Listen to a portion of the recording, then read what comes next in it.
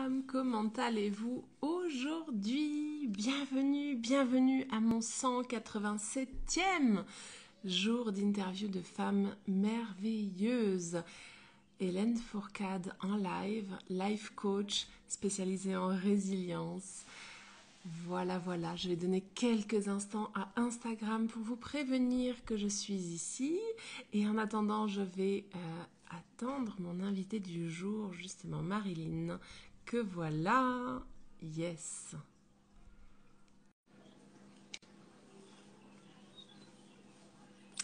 Marilyn, j'ai accepté, mais c'est pas passé. Si, c'est passé. Et bonjour. Coucou. Du coup, je recadre. Ouais, moi aussi. Comment vas-tu?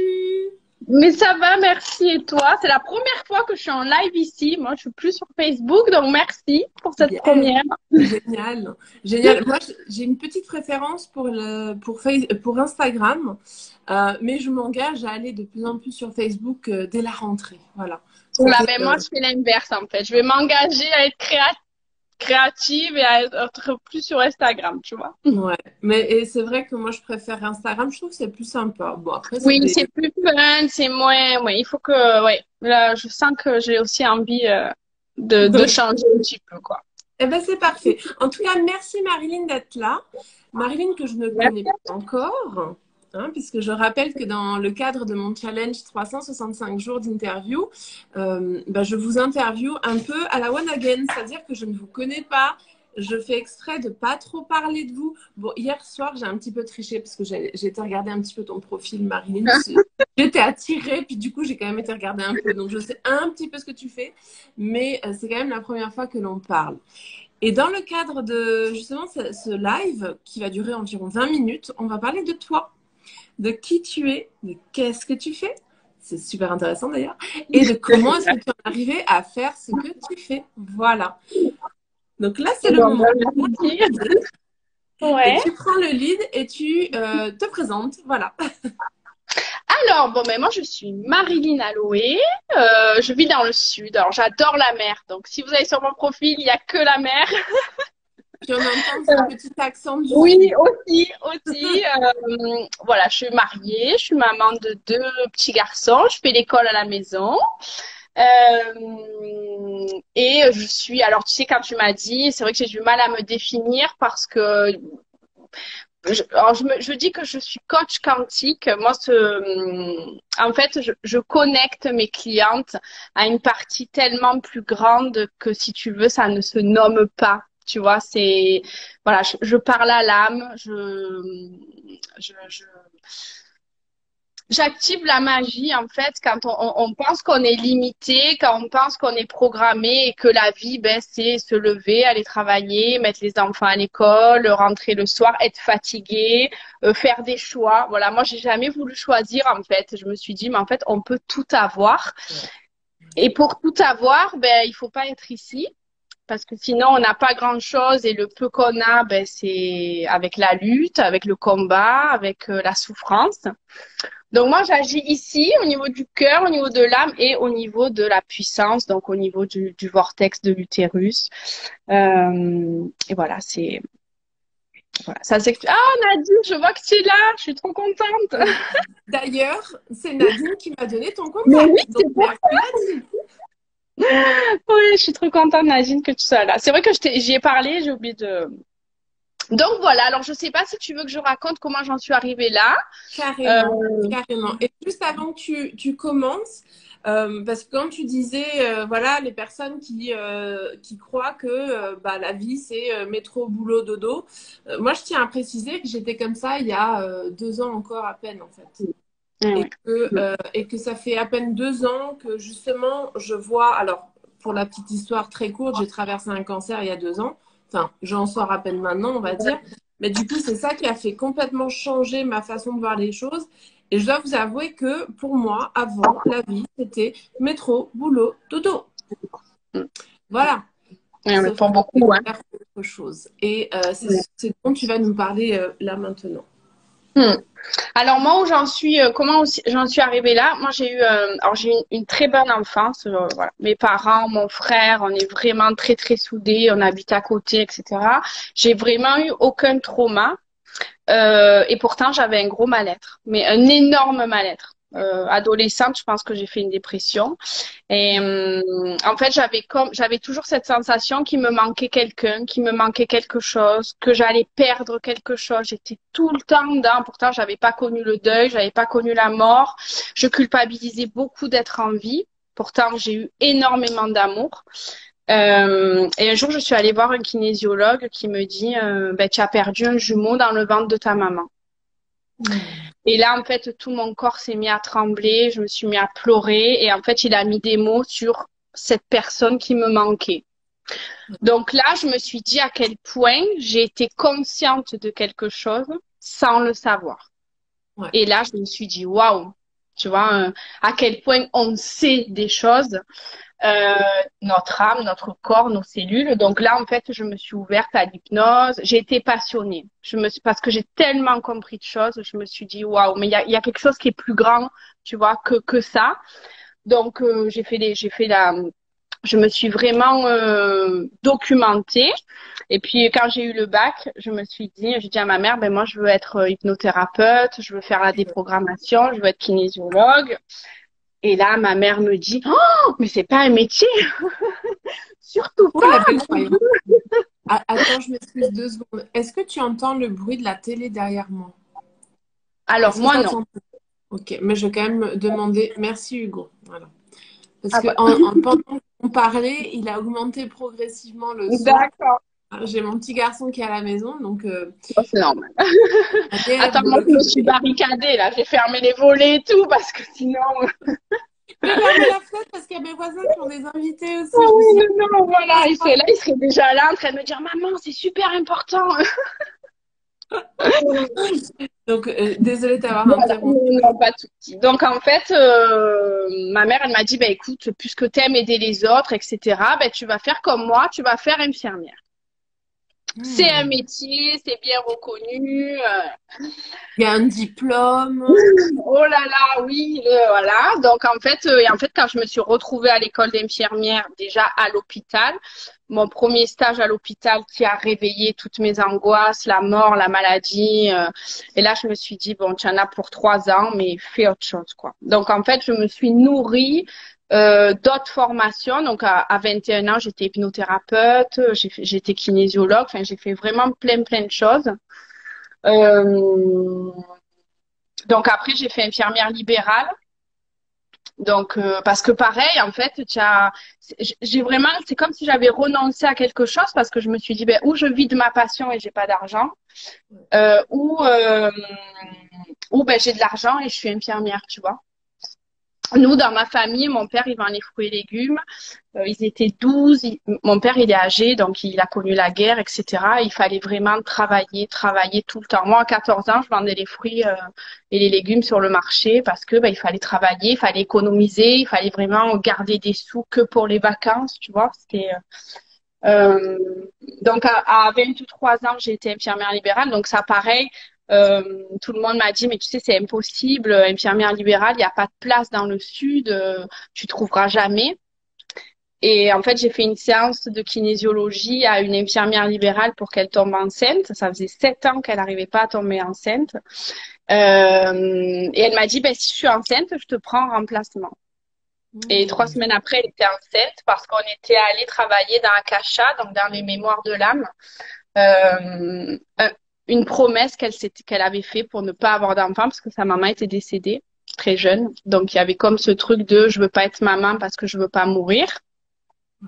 Donc, Donc j'ai fait la peine infirmière à libérale. mon Voilà. J'ai fait infirmière libérale, donc une très belle histoire vraiment.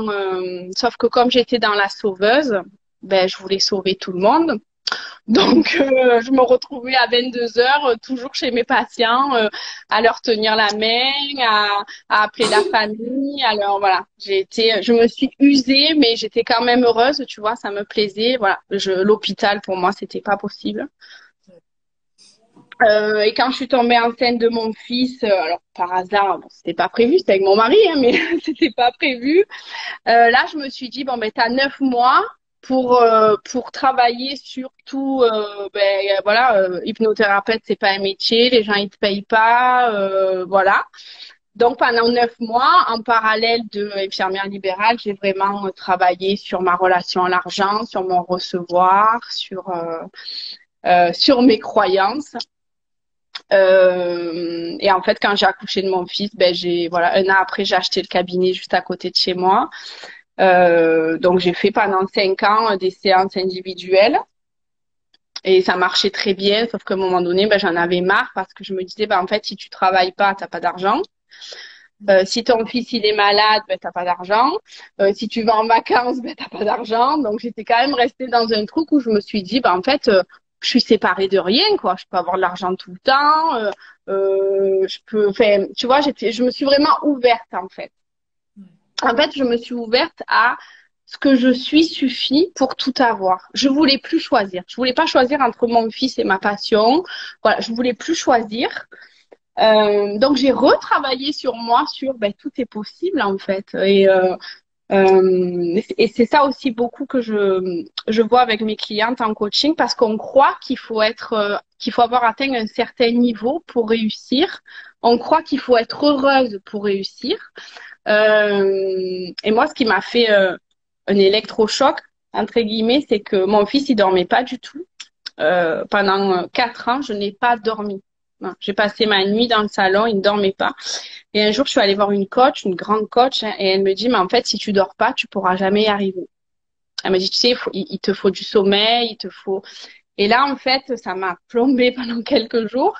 Et après, je suis allée à l'intérieur de moi et je me suis dit, mais en fait, j'ai, je, je me connecte à quelque chose de beaucoup plus grand.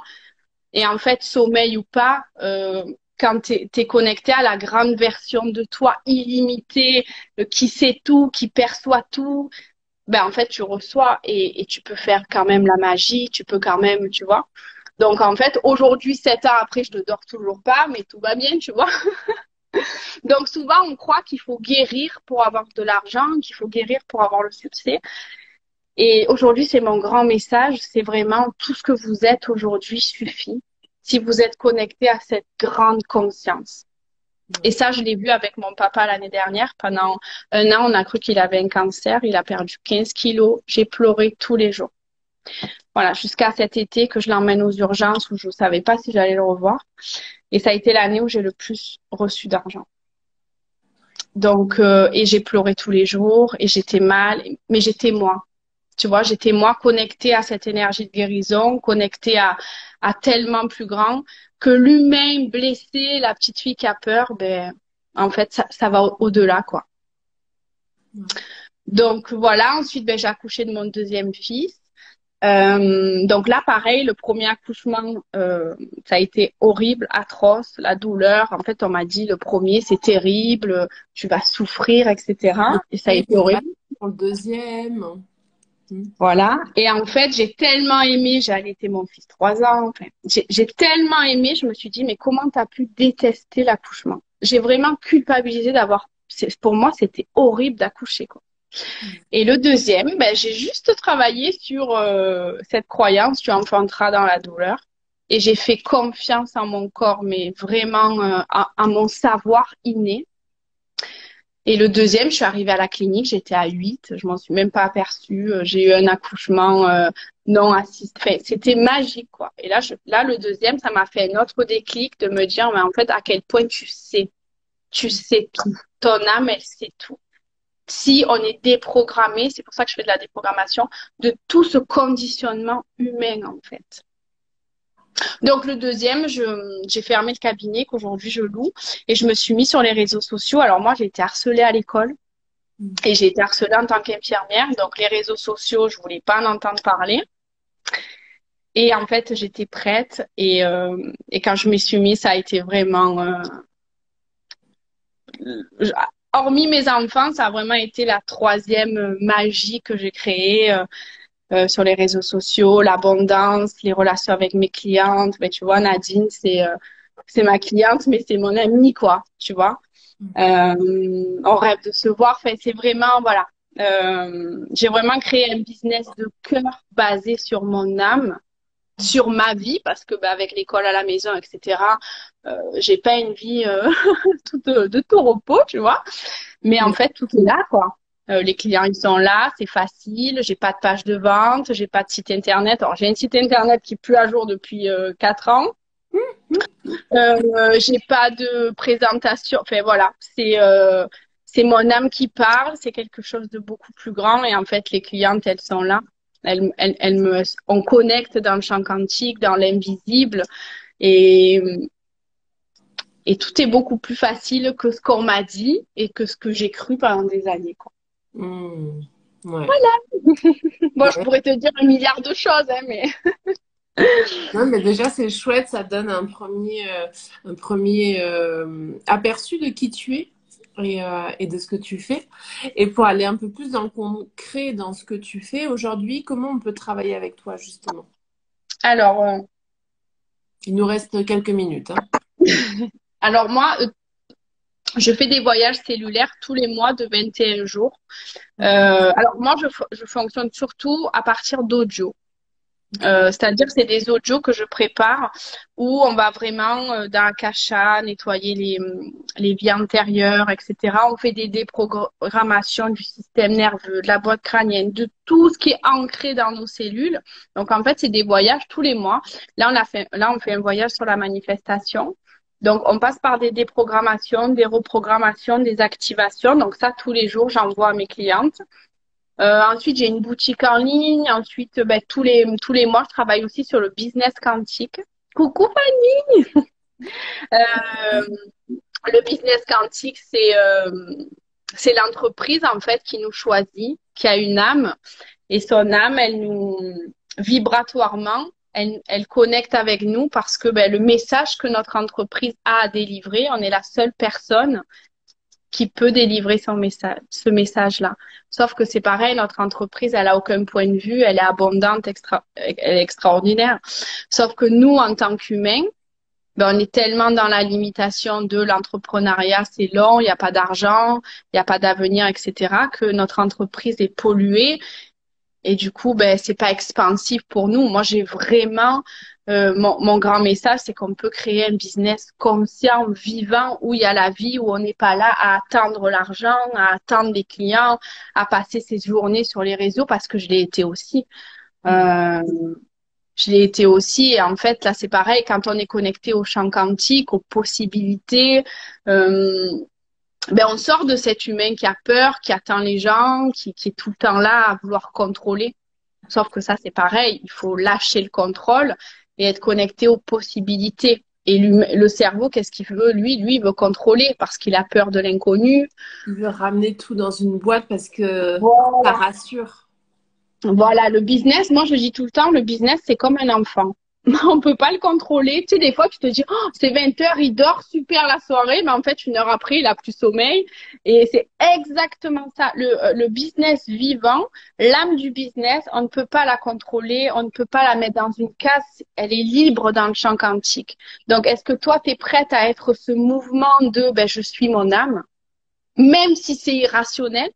Même si personne ne comprend que du jour au lendemain, moi j'ai arrêté des choses, par exemple le cabinet, où on m'a dit mais t'es folle, ça fait 5 ans que t'as une clientèle, des mois d'attente, mais en fait c'était plus aligné quoi.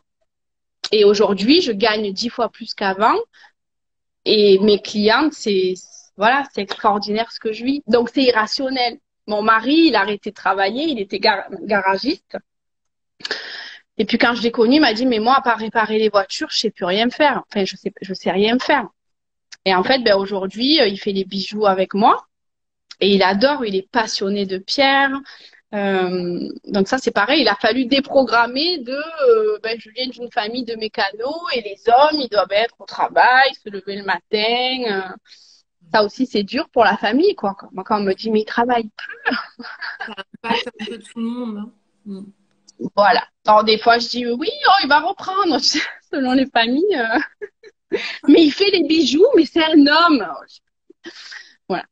Mais en tout cas, on est heureux, on est tous ensemble, on profite Et on est sorti du cadre, en fait. Et c'est possible, c'est possible. Moi, j'en pouvais plus. L'année dernière, ça allait pas du tout avec mon mari il y a 2 ans. Il était tout le temps énervé. Moi, je suis hyper dans l'éducation bienveillante. Il faut pas crier les enfants. Il faut les laisser s'exprimer. Tu vois, moi, je m'en fous qu'ils en mettent tout partout, etc. Enfin, puis quand il rentrait du travail et qu'il criait parce que la maison était pas rangée et tout, moi, c'était pas possible pour moi, quoi. Et aujourd'hui, quand je le vois, il est complètement changé, quoi. Et parce qu'il est heureux, parce que quand on passe 12 heures dans un garage et qu'on n'a pas envie, ben, on peut pas être heureux, quoi. Yes, donc on arrive à la fin du live. Je vais juste lire les 2 petits commentaires. Donc Nadine, quelle interview, vous êtes fantastique les Miss. Merci Nadine. Et Fanny qui est à Barcelone et qui peut pas nous écouter, qu'elle regardera en replay et elle nous embrasse. On t'embrasse, Fanny. On t'embrasse. Yes.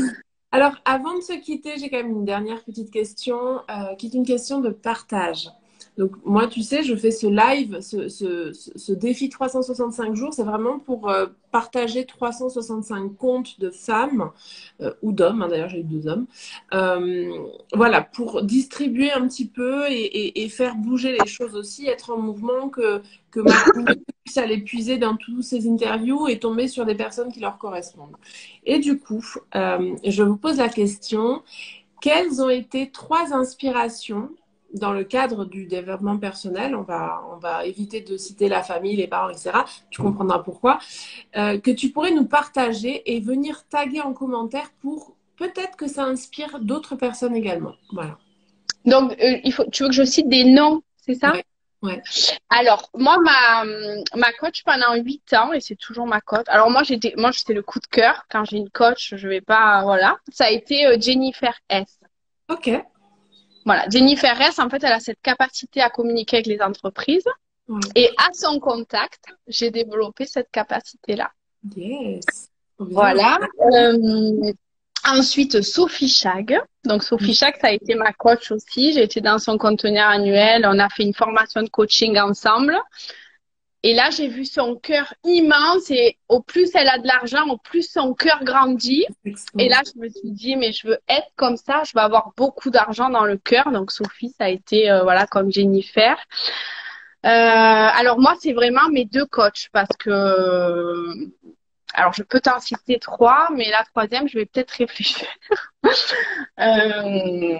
Pendant que tu réfléchis, tu pourras venir justement marquer donc en commentaire les personnes que tu nous cites, mais également tes coordonnées pour que les gens qui te regardent aujourd'hui ou ceux qui regardent en replay puissent venir connecter à ton énergie s'ils le désirent ou venir te poser des questions sur tout ce que tu fais dans le avec plaisir. Oui. Et Karine qui dit interview, merci pour ce partage. Alors Karine, c'est ma cliente aussi, mais on rigole bien, tu vois, on a des relations où avec Karine, on fait que rigoler. Alors écoute, 3, là... Ça peut être un livre aussi, un auteur. Oui, si tu veux, Ah ben Sylvie Liger. D'accord. Sylvie Liger, ouais. Sylvie Liger, elle a écrit des livres, etc., que j'ai adoré. Et un jour, j'ai fait un accompagnement avec elle. Parce que Sylvie, la vie est tellement facile avec elle que j'ai adoré. Voilà. J'adore Sylvie. Voilà, on se connaît un petit peu. Elle a fait des soins avec moi, tout ça, et j'ai adoré. Trop bien. Eh ben, écoute, voilà. je te remercie infiniment. Tu vois, c'est venu. Hein. Oui, oui. Des fois, je dis 2-3 mots, puis hop, ça arrive. Oui, oui. Sa facilité, que voilà, Sylvie, tout est simple. Tu sais, toi, t'arrives, tu dis, ben, j'ai pas de clients, j'ai pas d'argent, machin. Puis elle, elle a vraiment permis cet apaisement à l'intérieur. Génial. En tout cas, merci beaucoup. Merci à toi, merci à vous. Et à bientôt. Je suis ravie d'avoir fait ta connaissance et j'espère qu'on restera en contact. Oui. Je profite pour faire un tout petit appel. Si vous avez envie de venir en live avec moi ou si vous connaissez quelqu'un qui pourrait éventuellement être d'accord de venir en live, n'hésitez pas à m'écrire. J'ai encore 6 mois de défi et de partage de comptes. Donc, n'hésitez pas, vraiment. Voilà. Merci du fond du cœur. Je vous embrasse très fort et je vous dis à demain pour mon prochain live. Bonne fin de journée. Ciao.